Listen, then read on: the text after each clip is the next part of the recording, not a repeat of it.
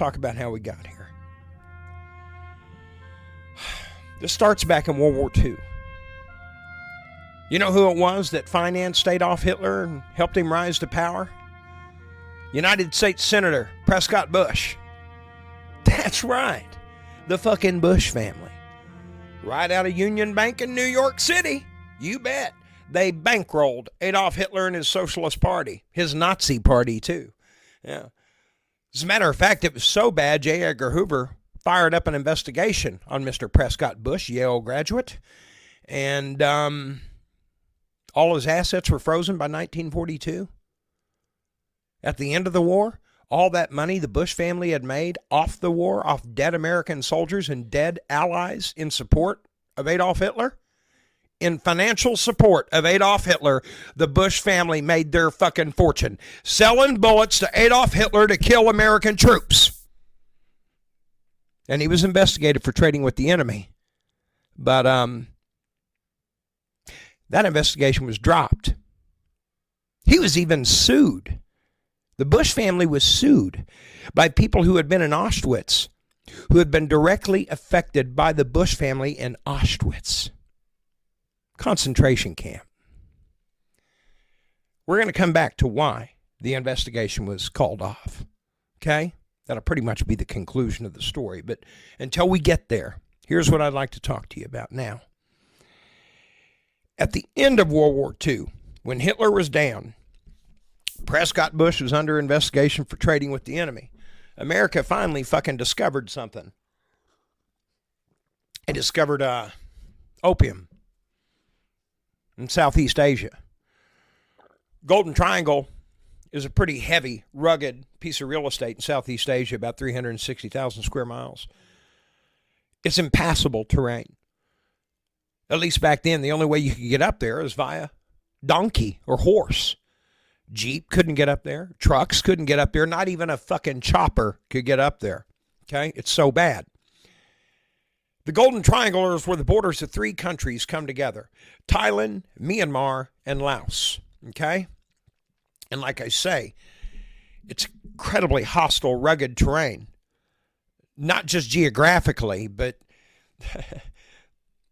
in the hostility sense too, because the tribes from those 3 countries, Myanmar, Thailand, and Laos, have been fighting over that opium trade. Oh, that feel-good opium, painkiller. They've been fighting over those fucking poppy fields for thousands of years. Thousands of years. You bet. There was even opium wars. There were opium wars in the 1800s that involved Great Britain and France, I believe. Anyway, back on point. United States, they discovered that Golden Triangle at the end of World War II. And they decided they were going to get their honey wand in there, the intelligence community. So, the intelligence community, they went to the Laotian government and they said, hey, you guys are breaking your ass to get these poppy crops out of the mountains. You're having to fight all these other tribes from other countries. We'll make a deal with you. Let us build a couple of refineries right here in your country. Let us build a couple of fucking airstrips for our military transport airplanes. We will guard and protect those opium crops out of the mountains. We'll do it all, refine it and everything right here, sell it. You don't have to do shit except sit there and wait for your 40%. Oh, believe you me. The Laotian government jumped all over that and said, fuck yeah, get to work, boy. Go get our opium. And so the CIA immediately began what they called Air America flights out of Laos. Yeah, Air America flights. They would protect all these mule packs of opium, poppy, coming down from the mountains. They would refine it right there in Laos, put it on military transport planes, and then fly it to the fucking West Coast, Alaska and Washington. And the reason why they did that is so they could fly directly into military installations, bases, and whatnot, and skip customs. The point is, they couldn't keep up with it. Yes, there is such a thing as making too much money, especially if it's illegal money. After a while, you just want to see it burn because you don't have places to fucking hide it anymore. For any of y'all out there that don't know anything about money laundering, look, If you obtain $300,000 or $400,000 illegally, and you got it in your pocket, and you're thinking, man, I'm on easy street, and you pay off your house and buy a new truck and do this and that, or whatever you can do with $300,000 these days, come into the year, the IRS is going to be real interested in knowing where you got that money. As a matter of fact, the way the laws stand now in America, anything over 10, 20 grand, your ass gets flagged. They want to know where that money's coming from. They have such a tight leash around money launderers these days. Anything over 10 grand, and they're watching you. No shit. So,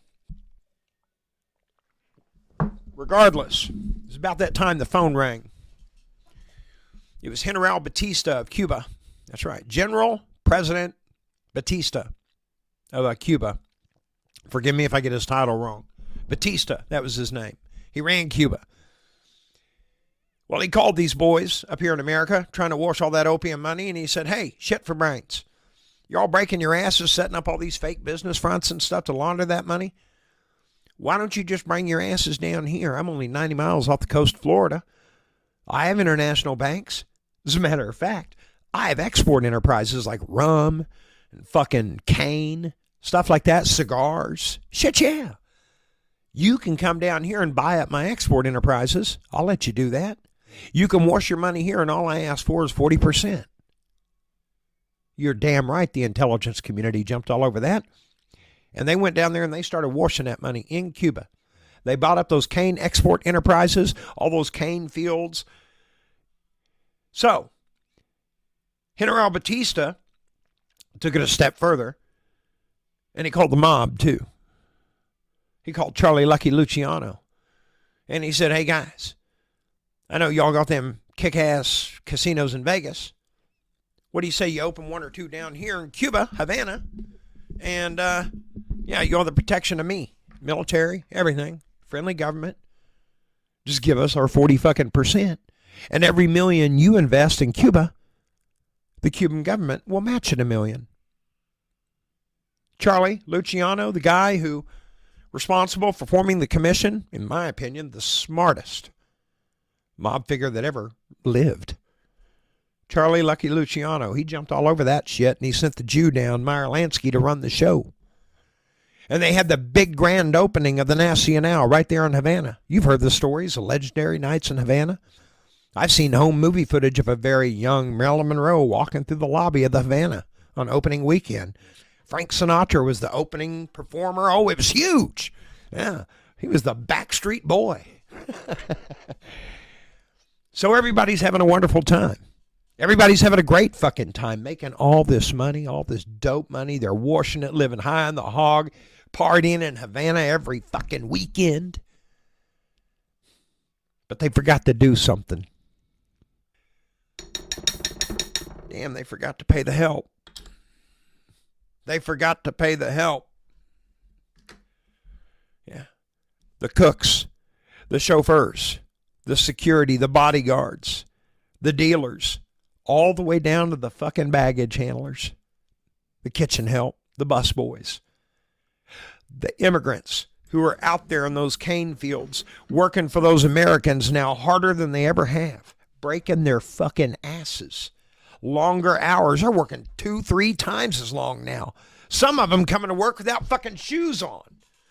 Their lives hadn't improved at all. They're working 3 times as hard. Nothing has gotten better for them. Matter of fact, it's getting worse. Those people were desperate. Nobody was listening to them. The party was too loud. Well, a young lawyer out of Santiago heard them. Young lawyer. He come from a rich family, and he heard them. And so he went down there to visit them outside of Havana, and he said, hey, what can I do for you? Improve our lives, please. Young lawyer said, fucking hey, you got it. Now, why would that lawyer do that? Because he fell in love with a poor Cuban girl. That young lawyer's name was Fidel Castro. Fidel Castro, he started defending these people in court in Cuba. And he started beating these people in court in Cuba. And the lives of peasant farmers and busboys and baggage handlers and cooks and chauffeurs suddenly began to improve. Fidel Castro wasn't making any money, though.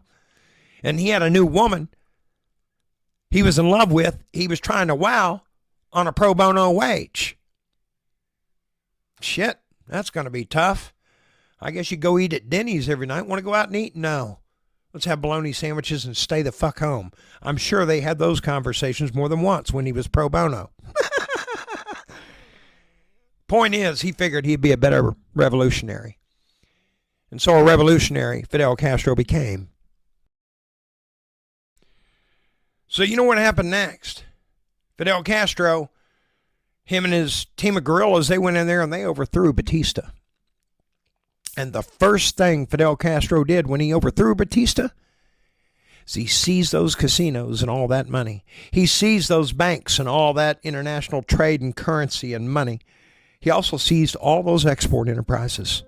All of it. Americans didn't own shit. Just like that. That's right. You've got some really pissed off fucking people at Fidel Castro. Oh, the poor people love him. They were ready to fight and die for him. That's the difference. That's the difference right there. They're ready to fight and die for him because of what he did for them. He saved them from those nasty ass Americans. Okay?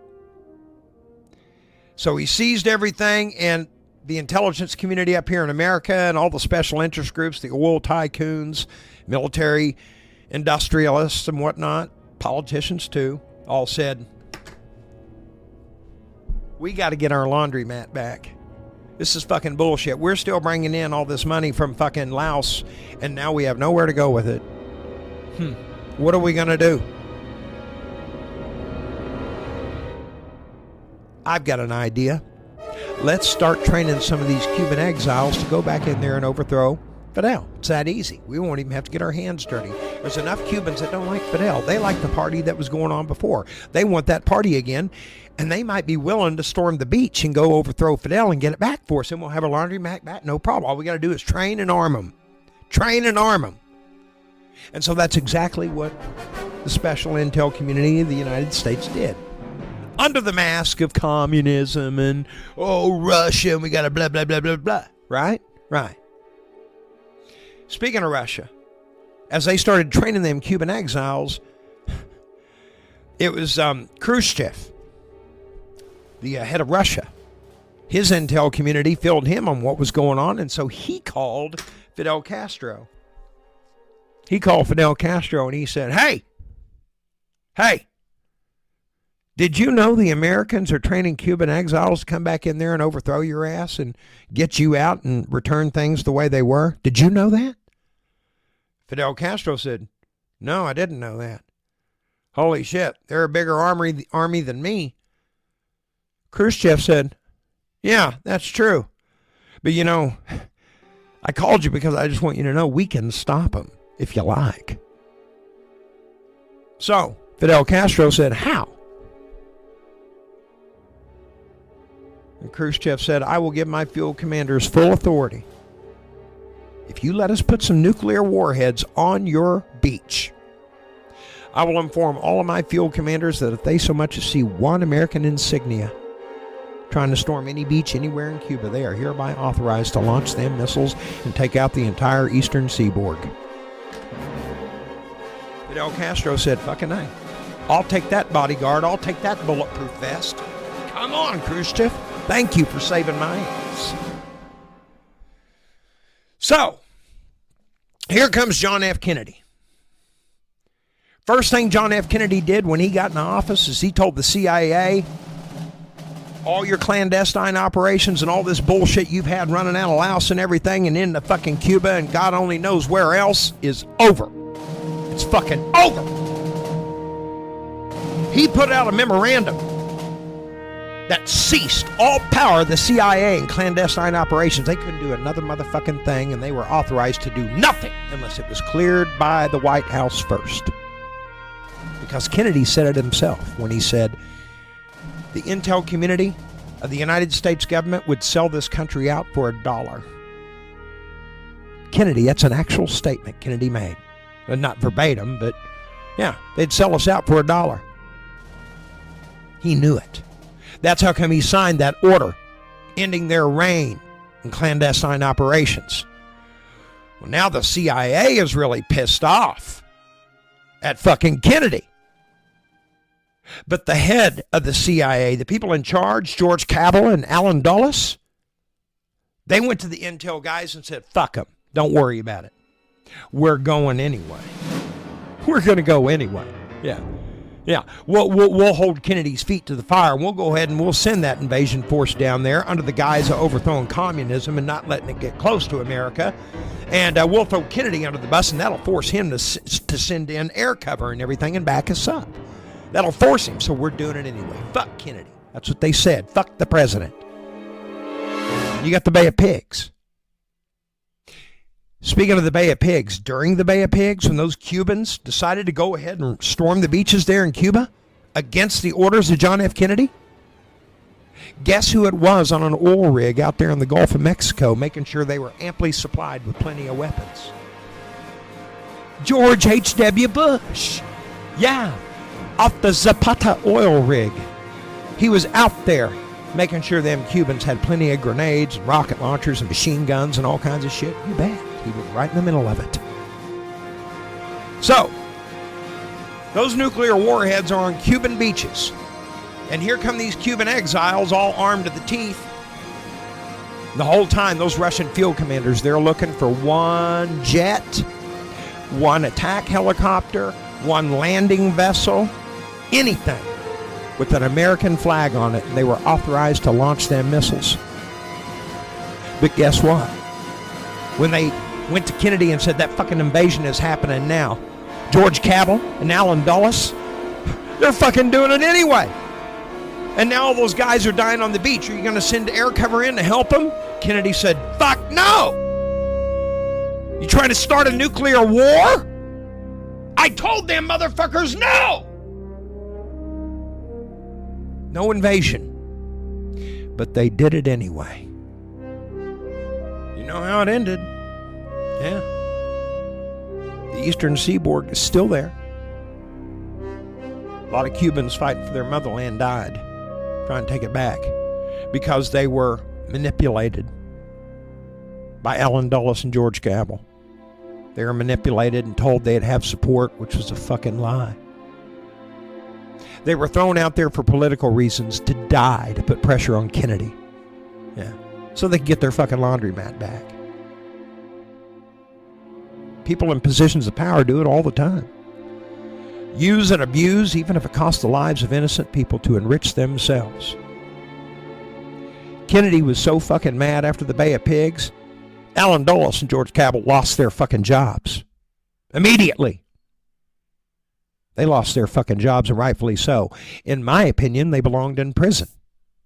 Prison for that shit. But politics. So they realized we can't do anything with Kennedy, so we might as well go ahead and get rid of Kennedy. You know how they did that? Oh, you're going to love this. Lyndon Baines Johnson was not supposed to be vice president. That's a fucking fact. That's a fact, folks. John F. Kennedy just offered Lyndon Baines Johnson the position of vice president out of a courtesy. It was like a formal, ceremonial type courtesy to offer when you're visiting somewhere, offer them the vice presidency. He needed votes in Texas, and Lyndon Baines Johnson was supporting him, and he just kind of, to the side, offered him the vice presidency, and Lyndon Baines Johnson was supposed to graciously say, thank you, Mr. President, but I just choose to support you, and I do my work is best here, and let me do what I can do, because he knows John F. Kennedy has somebody in mind he'd like to have as vice president. It's not you, but you're supposed to say that. Play the game, right? Well, Lyndon Baines Johnson, he said, yeah, I'd love to be your vice president.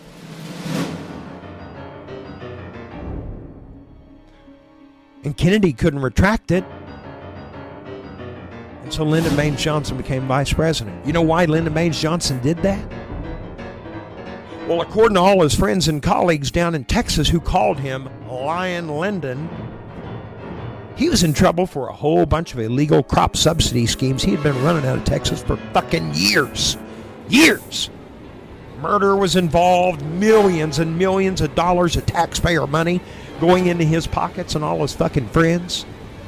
Oh, they've been robbing taxpayers blind forever, and it was all blowing back on him. He was facing prison.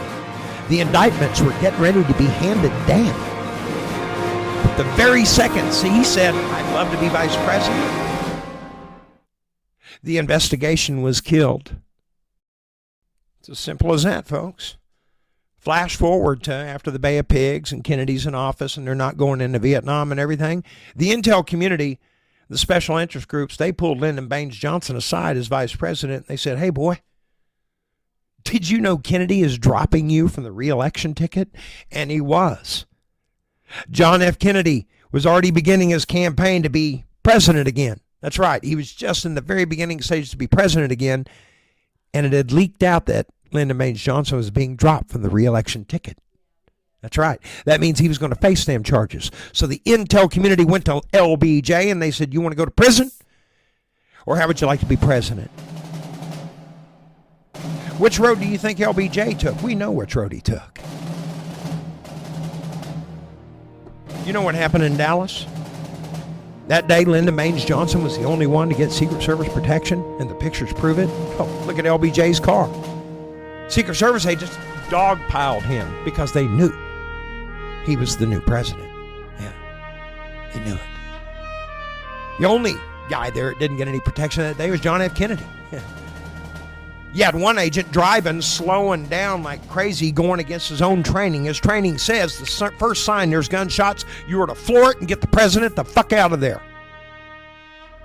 And the fucking agent sitting in the passenger seat on his fat fucking ass, not doing a fucking thing, should already be over the seat, protecting John F. Kennedy and delivering first aid. But he was the only motherfucker in the car sitting there, looking over his shoulder, while the driver was looking back too. Why were they doing that? Because the driver was being instructed, slow down for that headshot. That's what they were going for, the headshot.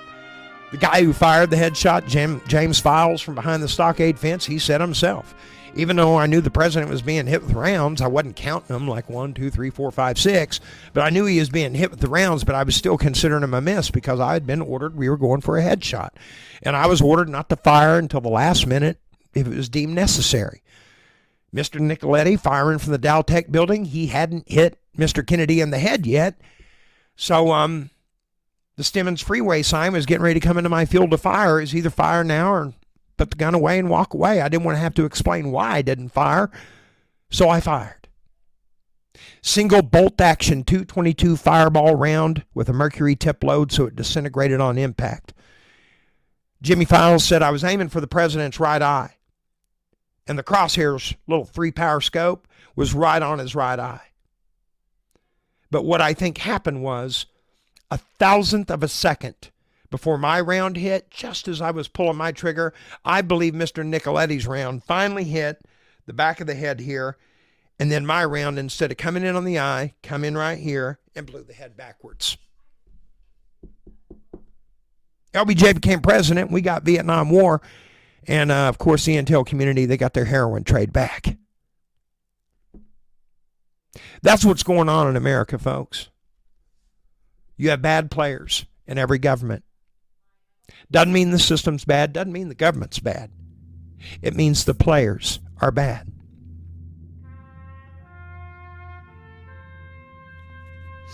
Trading with the enemy investigation against Prescott Bush was dropped after John F. Kennedy was killed. Probably before then, I can't remember, but it was definitely dropped, and I know what he had to have been thinking. J. Edgar Hoover, they can kill Kennedy, they can kill me, I better play along. You bet. So the Bush family got a pass on making their fucking fortune off Adolf Hitler. I got to ask you something, folks, and these are fair questions.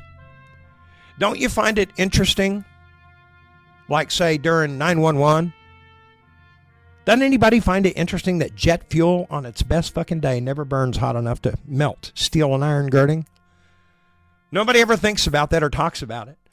You could throw all the brush and flammables and furniture and curtains and paper and jet fuel in one big pile all you want. And you can burn it for fucking weeks. And that steel and iron girding is not going to compromise at all. Oh, that's proven. They had a skyscraper fire in the UK many moons ago, and that fucking skyscraper burned for at least a week. Not one floor collapsed. You know why? Jet fuel doesn't burn hot enough to melt steel and iron girding. That's right. Doesn't burn hot enough. Doesn't anybody find it interesting that World Trade Center 7 wasn't even hit by a plane? But that 40, 50-some story building comes straight fucking down, didn't it? Yeah. There wasn't anybody in that building because police were told ahead of time to get people out of the building and away from the building because they knew it was going to fall. Doesn't anybody find it interesting that the guy who owned the building is a personal family friend of the Bush family? Yeah. He had taken out like a $2 billion insurance policy on that very skyscraper just months earlier. Doesn't anybody find that interesting? Don't you want to ask a couple of questions about stuff like that before you mindlessly walk into a voting booth and vote for these motherfuckers who continue to rape this country, enrich themselves, and put your ass out front to pay for it? That's the kind of shit that's going on here in America, folks. Since Donald Trump has entered the scene, 4 years prior as president and a month and a half now. 4 years, 1 month and a fucking half. The Republican Party, with no help from anybody else, has borrowed $12 trillion to give to themselves while you continue to give them a pass. The price gouging, which isn't illegal in most red states, well, that's going to continue at a much more accelerated rate now. You know why? The Consumer Protection Agency has been completely dismantled by Donald Trump. You have no protections anymore. You're going to pay for his rape and his lies and his espionage. That's right. When he showed off all them secrets to Saudi Arabia, all of our laser technology, so he could get the LIV fucking golf tournament at his club in Bedminster, you give him a pass for that too. The Trump Tower in Dubai is being built. It's already built. The construction's done. It's a beautiful building. Thank you, Republican Party, for giving our president a great big skyscraper in fucking Dubai. What are you people? Not honorable. But these are things you should know, shit for brains, before you walk into that fucking voting booth again. I hope you have some real hard self-reflection. You're overdue for it. You're a liar. You're a coward, and you've turned your back on anything good. For spoiled, rich, pathological lying thieves who've been playing you like a fucking fiddle. Bye, con Dios, mi amigos. Don't be afraid to be weak. Don't be too proud to be strong. Just look into your heart, my friend. That will be the return to yourself. The return to innocence.